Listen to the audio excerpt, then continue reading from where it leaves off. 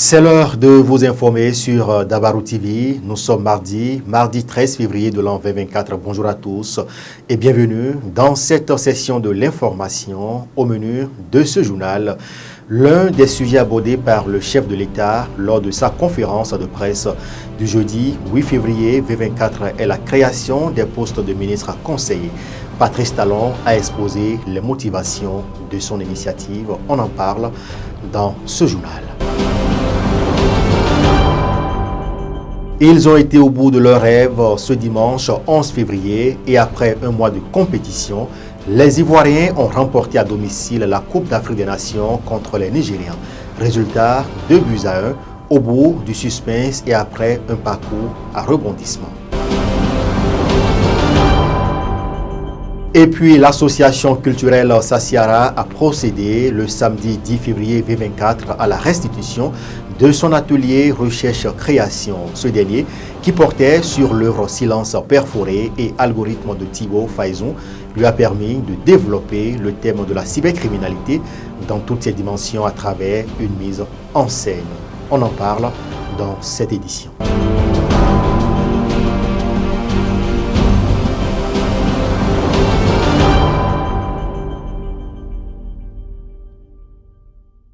Voilà pour le sommaire, bonjour et bienvenue. Si vous nous rejoignez, une fois n'est pas de coutume, on démarre ce journal par cette information sportive qui tient le haut des pavés depuis quelques jours. Après un mois de rebondissement, la CAN 2023 a rendu son verdict le dimanche 11 février 2024.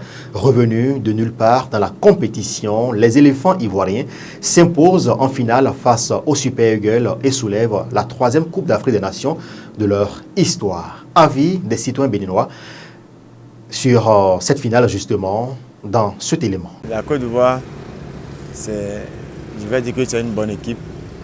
C'est une bonne équipe. Ils ont la chance de remporter et ils l'ont mérité. Ils ont mérité parce que chez moi, ils ont bien joué. C'est vrai, la chance les a souri grâce à Maroc qui sont qualifiés pour aller de l'avant. Et aujourd'hui, voilà le succès. Et Dieu les a aidés. Ils sont allés jusqu'au bout. Et voilà qu'aujourd'hui, la coupe est à eux. Aujourd'hui, peut-être, moi je suis au Bénin, mais du Bénin, j'ai supporté la Côte d'Ivoire. Et aujourd'hui, peut-être, je pense qu'en Côte d'Ivoire, aujourd'hui, déjà, à l'heure là, c'est de la fête totale. Hein. Je crois que c'est de la fête totale. La Coupe du Monde, l'organisation, c'était tellement parfait. C'était du beau, c'était du beau. Sans vous mentir, c'était du beau. Et tout le monde, bon, moi, personnellement, j'ai apprécié. C'était très bon. Et les stades, les supporters, tout le monde était très content au rendez-vous. Vous voyez, l'organisation c'était au rendez-vous quand même, c'était très beau. Le message, si je pense, il était tellement content du geste du Maroc, parce que si le Maroc ne gagnait pas, ça n'allait pas les arranger. Et voilà que le Maroc a gagné et puis ils ont eu la chance d'être un peu qualifiés. Et voilà aujourd'hui le résultat, le succès. Et vraiment, il était tellement content du fait que c'est pourquoi il a pris le maillot, il était en train de célébrer. C'est une manière de remercier un peu, selon moi, le Maroc. En matière d'organisation, je crois que ça a été une réussite parfaite. Et même les joueurs qui sont venus d'un peu partout le témoignent. Donc en matière d'organisation du lancement comme jusqu'à la finale, ça s'est bien passé. Et par rapport à la coupe aussi, je crois que la Côte d'Ivoire a été l'équipe de Dieu. Parce que quand on regarde le parcours, quand on regarde comment ça s'est passé, c'est comme si Dieu prend par la Côte d'Ivoire pour nous passer un message. Et donc, si vous me voyez en maillot ivoirien, c'est parce que j'ai aimé cette manière-là de quitter de zéro et de devenir héros de la Côte d'Ivoire. Comme on le dit, c'est l'homme qui fait l'homme. C'est le Maroc qui a fait la Côte d'Ivoire aujourd'hui. Donc, je crois que c'est un geste de reconnaissance à ce que le Maroc a fait à la Côte d'Ivoire. Parce que sans eux, ils ne seraient pas là aujourd'hui. C'est le foot, c'est fair play. Il y a un gagnant, il y a un perdant et donc c'est l'Afrique qui gagne. Moi, je ne m'attendais pas à ça. Je n'ai jamais rêvé que Côte d'Ivoire allait venir. Même en cas de finale, juste dit qu'il sera champion de l'Afrique. Bon, c'est le football. Ça, ils nous ont montré beaucoup de surprises. C'est ça, on dit le football. Il faut les surprises de jour en jour, il faut créer. Et ils ont créé, c'est le temps. Et moi, je les félicite. C'est ça, on dit, quand tu sauves quelqu'un, si tu ne sais pas faire, c'est toi qui te retrouves en arrière. C'est ce que Maroc a subi ça. Il a voulu sauver la Côte d'Ivoire et il l'a fait. Mais lui, il est où aujourd'hui? Il est à la maison. En fait, au football, on ne triche pas. On ne triche pas. Il n'y a pas de tricherie, il n'y a pas de favoritisme. Ils ont fait faveur. Mais c'est eux qui sont rentrés. Et ceux qui ont fait faveur, eux, ils sont champions en titre. C'est pour dire que bon, les Marocains, on vient pour eux. Hein. Merci Maroc. Et on vient aussi à la prochaine, on va se voir là-bas. C'est ceux qui ont organisé la prochaine. C'est étonnant, c'est étonnant. On ne s'entendait pas que Côte d'Ivoire va remporter ce trophée. Au début, ça n'a pas été facile avec eux, mais à la fin, ils ont remporté. Chez moi, Alain, ça, c'est mon joueur préféré, ça, je l'aime. Il m'a donné le goût du football. Et encore moi, je suis un footballeur. Donc, c'est déjà bon. Le milieu de Nigeria, Charles Haché, en fait. Oui. Et aussi, ils sont découragés. Parce qu'ils ont gagné le but. C'est ça qui a joué sur eux. Mais on ne t'entendait pas que Côte d'Ivoire remporter ce trophée hier. C'est incroyable. Et on n'a jamais vu ça. Depuis qu'ils ont commencé à organiser Cannes en Afrique. Cannes le plus beau, organisé, avec, en tout cas avec beaucoup de choses, avec les ingrédients. Et là, ce sont des propos recueillis par Eman Oussou et Kurt Zamba. On parle politique à présent. En Conseil des ministres le mardi 9 janvier 2024, le président de la République, Patrice Talon, a proposé la création des postes de ministres conseillers. Le Conseil a adopté cette proposition et un décret a été pris pour définir le nombre de ministres conseillers et les secteurs d'intervention. Au cours de sa conférence de presse du jeudi 8 février 2024, le chef de l'État a été interpellé sur les motivations de la création de ces postes. Patrice Talon s'est donc longuement étendu sur le sujet. Suivons plutôt le chef de l'État. Depuis mon premier mandat et durant ce second-ci, vous avez dû constater que parfois nous faisons appel à des compétences non politiques pour conduire l'action du gouvernement. Le pays a besoin de deux choses pour bien fonctionner. Que la vision soit claire. Et la vision est définie par les élus qui exposent à leur population ce qu'ils comptent faire, comment ils voient les choses, et ceux-ci leur accordent leur confiance. Et que ce soit au niveau local, au niveau national parlementaire ou au niveau de l'exécutif, le politique détermine la vision et même la programmation de l'action exécutive. Et la mise en œuvre requiert parfois des compétences qui ne sont pas politiques. Vous pouvez avoir besoin de certaines compétences dans le domaine de la santé, dans le domaine de la défense de la sécurité, dans le domaine du numérique, et parfois ces compétences n'ont pas du tout de chapeau politique. Parce que l'idéal serait que les acteurs politiques disposent des compétences qu'il faut à tous les niveaux. Mais je ne pense pas qu'il y ait un pays au monde où tous les acteurs politiques ont toutes les compétences dans tous les domaines. Et même un pays, ça se complète. Ceux qui ont une vocation politique, ceux qui n'en ont pas du tout, mais chacun a son rôle au plan pratique dans le pays. Pour un pays à construire, à bâtir, l'exigence de compétences est très élevée, plus que les pays développés. Un ministre de la Santé en France ou aux États-Unis n'a pas besoin d'être un expert en la matière autant qu'un ministre de la Santé au Bénin, parce que tout est à construire. Là-bas, il y a une structure administrative, une superstructure qui existe, qui fonctionne bien, qui a fait ses preuves, et un ministre peut s'appuyer sur tellement de compétences, parfois pour arbitrer ou parfois pour prendre des décisions. Ici, parfois et souvent d'ailleurs, les ministres sont appelés à aller dans les détails et à faire des arbitrages même de base. Et c'est pareil, c'est pas seulement au Bénin, c'est dans tous les pays en développement où tout est à construire. Il y a des détails que vous prenez un ministre américain de quelque chose qui ne sait pas de quoi il s'agit, parce que ça a été fait il y a si longtemps et ça devient un acquis, la question ne se pose plus. C'est pareil dans le domaine de l'électricité. Quels sont les choix technologiques qu'il faut faire en matière d'énergie? Et parfois, un ministre est amené à arbitrer. S'il n'est pas un expert, il peut se planter. Donc, nous avons besoin que les politiques qui sont doublées de casquettes techniques ou pas doublées de casquettes techniques puissent conduire l'action gouvernementale, des exécutifs, avec ceux qui ont des compétences, mais qui n'ont pas le chapeau politique.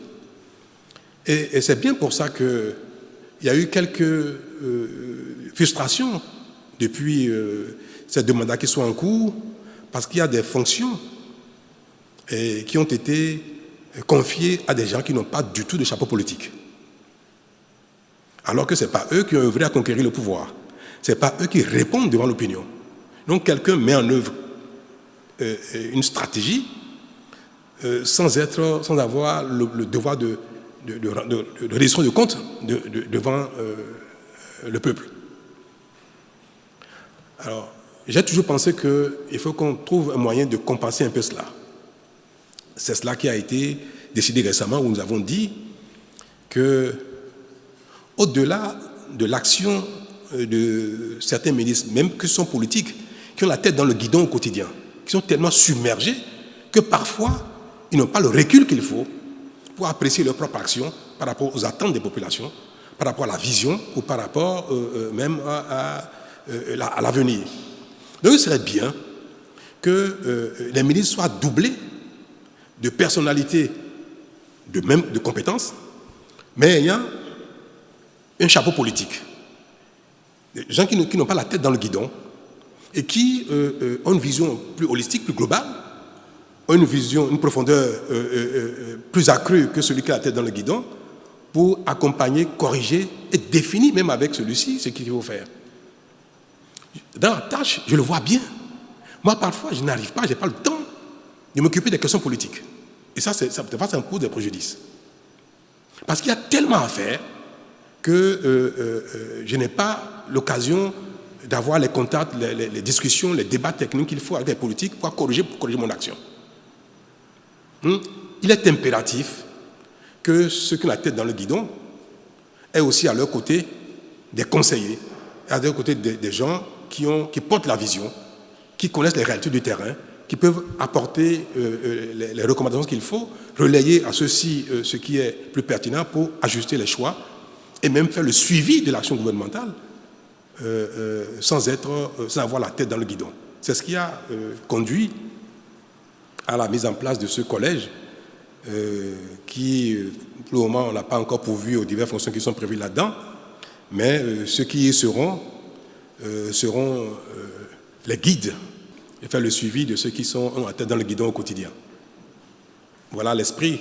Mais ce sont les partis politiques qui devront pourvoir à ces nominations-là, parce que c'est l'action politique qu'on voudrait remettre au centre des choses pour déterminer, conduire, définir et faire le suivi de l'action exécutive. Culture, dans ce journal, je vous le disais en titre, à Parakou, l'association culturelle Sassiara a procédé le samedi 10 février 2024 à la restitution de son atelier Recherche-Création. Ce dernier, qui portait sur l'œuvre Silence perforé et Algorithme de Thibaut Faïzoun, lui a permis de développer le thème de la cybercriminalité dans toutes ses formes, dans toutes ses dimensions, à travers une mise en scène. Ensuite, cet élément de Romaric Fadjebe et Kurt Zamba. Ils sont sortis aussi nombreux dans la soirée de ce samedi 10 février 2024 pour assister à ce spectacle grand public de l'association culturelle Sassiara. Ces hommes et femmes contemplent ici, à l'esplanade de l'Institut français de Parakou, la mise en scène de la pièce de théâtre Silence perforé ou Algorithme de l'auteur Thibaut Faïzoun, reproduite par des acteurs comédiens. Cette théâtralisation de l'œuvre a pour but de questionner la société sur un fait, la cybercriminalité. Actuellement, au Bénin et ailleurs, dans toutes les villes, dans toutes les rues, le sujet qui est brûlant actuellement, c'est la cybercriminalité. Partout, nous connaissons des présumés cybercriminels. Nous vivons avec eux. Et donc, nous nous sommes dit, nous allons produire ce texte-là pour questionner les Béninois, pour questionner les gens des autres pays sur ce thème, voir comment les gens réagissent face au sujet de la cybercriminalité. Nous sortis cet ordinateur que j'ai vu dans ton sac et tu veux t'en servir pour faire quoi? C'est pas vrai. Maman, tu me réveilles à une pareille heure pour me demander d'où est-ce que je sors un ordinateur sans vouloir te manquer de respect. Ce ne sont pas tes affaires. Je l'ai acheté parce que tout brame dans cette maison. Et personne n'est prêt pour faire bouger les choses. Nous stagnons, maman. Arrête s'il te plaît mon chéri. Hein? Tu dois penser à un lendemain meilleur. Jeune auteur, Thibaut Faïzoun compte approfondir ses recherches sur la question de la cybercriminalité et parfaire son test à travers les interrogations de la société. C'est justement ce qui lui confère 2 titres provisoires. Aujourd'hui, ce qui manque de plus en plus, c'est les questions. Les réponses, nous en avons tout le temps. Mais les questions, c'est ça qui me permettra à moi, en tant qu'auteur, en tant que jeune auteur naissant dans l'arène béninoise, de pouvoir bousculer les certitudes déjà que j'ai dans l'imagination à travers ce texte. Donc c'est ça qui va me permettre à moi de continuer mes travaux de recherche sur ce texte qui porte 2 titres, Silence perforé ou encore appelé Algorithme. C'est parce que le texte est encore en chantier et que ça ne porte pas encore un nom qu'on a mis 2 titres. Vivacité de bonne humeur, acclamation de part et d'autre, le public s'est vraiment intéressé à la chose. Ce qui m'a sidéré en fait, c'est la manière, la précision avec laquelle le texte a été écrit. Vous voyez, ça a été bien positionné. Celui qui a écrit ce texte, il a su faire le tour d'horizon du phénomène. J'ai aimé en gros le spectacle, j'ai aimé le message véhiculé. Dans son entièreté, ce spectacle passe un message lourd, un message fort. Et je pense que le public présent doit profiter de ce spectacle, cerner le message et véhiculer le message autour de nous. C'est un spectacle qui m'a fait bien marrer. J'ai vraiment aimé le contenu. Cette reproduction livresque est la résultante d'un atelier recherche-création initié par l'association culturelle Sassiara, dont l'ambition est de créer une pièce théâtrale sur la cybercriminalité. A préciser que le même exercice sera fait très prochainement à Cotonou et à Bomekalavi. Maman, je n'ai jamais voulu briser ces montagnes d'espoir que tu avais en moi. Allez, ton temps ta perle est terminé. On retourne en cellule. Ta mère viendra te rendre visite après. Ou jamais.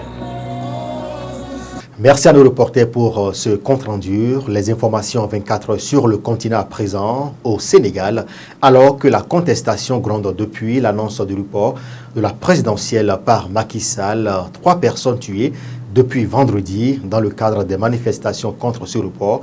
Ces 2 prédécesseurs interpellent le chef de l'État et la jeunesse sénégalaise dans une déclaration conjointe signée. Ce mardi, la société civile est appelée à une marche silencieuse à Dakar, marche non autorisée par le préfet de la capitale et motif évoqué, perturbation de la circulation. Ce sera tout pour ce journal.